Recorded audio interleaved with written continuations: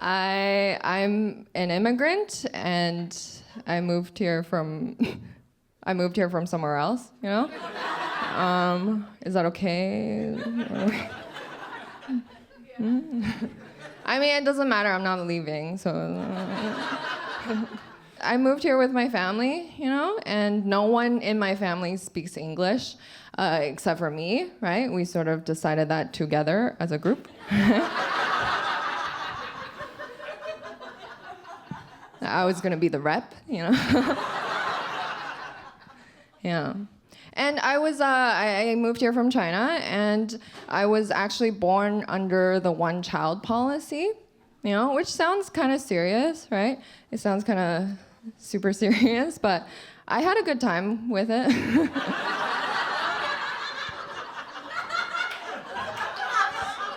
It was like a good experience for me, you know? Like 5 stars, kind of. I'm tentative, you know, but 5, okay.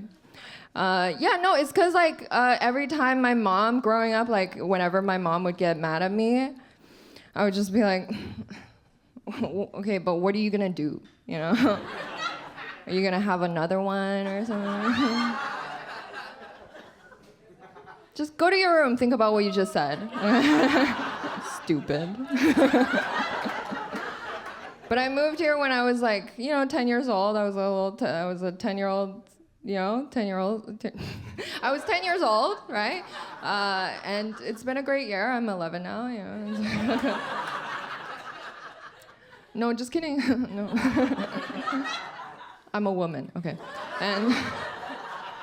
And so when I was 10 years old, I came here, and I was growing up around like white children, and I felt like I had to tell everyone that like my favorite Disney princess was Mulan, right? I just felt like I had to, you know, just for China, I think.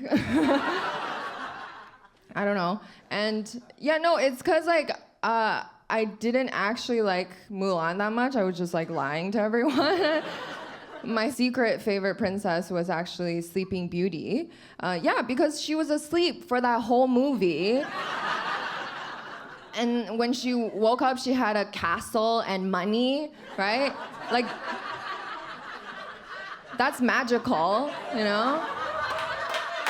Like, oh, thank you, yeah. Laziness.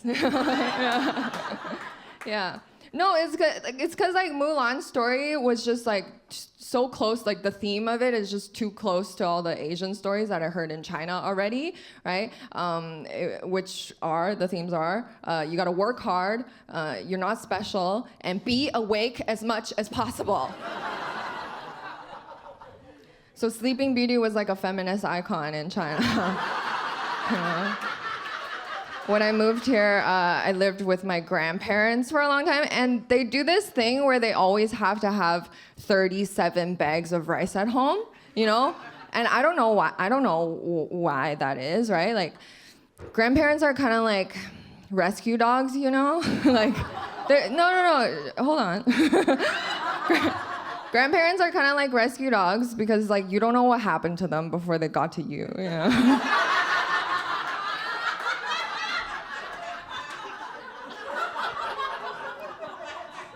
It's like, why are you growling at the TV? You know? but you know, you go along with it because you love them and they're like slobbery little faces, right? I love my grandparents.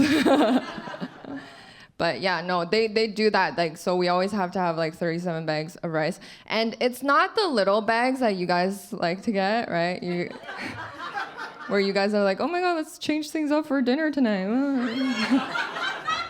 Let's make let's make some sushi with carrots in it. What?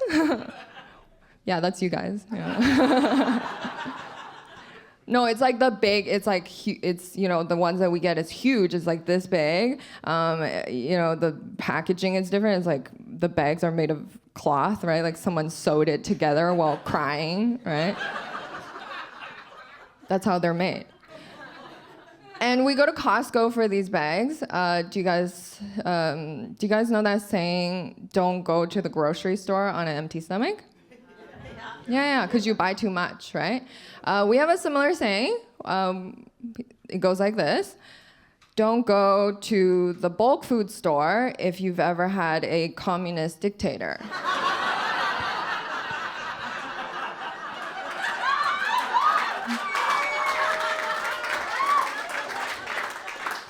And it is a real problem. Like it's at the end of the shopping trip, like the grocery trip, where the trunk of the car's open, right? And there's a car full of food, and we can't fit it all into the car. And my grandpa and I are looking at each other. We're like, what do we do, right?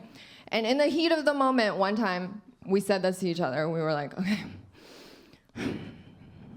should we leave Grandma here?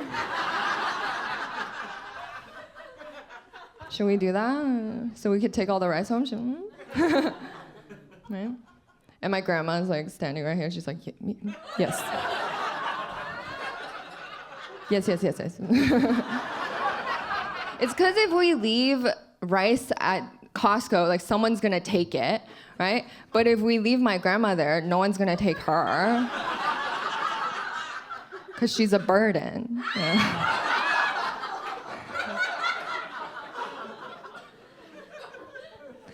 But that's a joke. It's a joke. I'm joking, you know.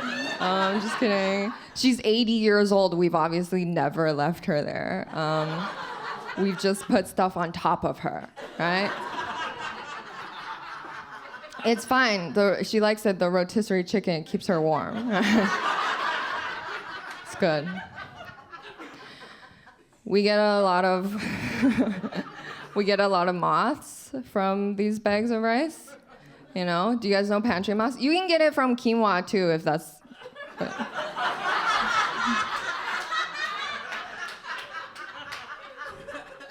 I'm translating for you. I'm bilingual. Yeah. No, if you're familiar with pantry moths, if you know about them, they don't care about dying. Yeah, that's their thing. Like, they don't care about dying. They're not like mosquitoes, you know? Like, mosquitoes are like, no, no, don't, no, you know? That was a good impression of a mosquito. Yeah, thank you. Thank you, yeah. I do impressions. And, but moths, here's a hot moth impression coming. Okay. We did mosquito, got him. Okay, now we're doing moths. Okay, a moth, they don't care, right? They're just like, do it.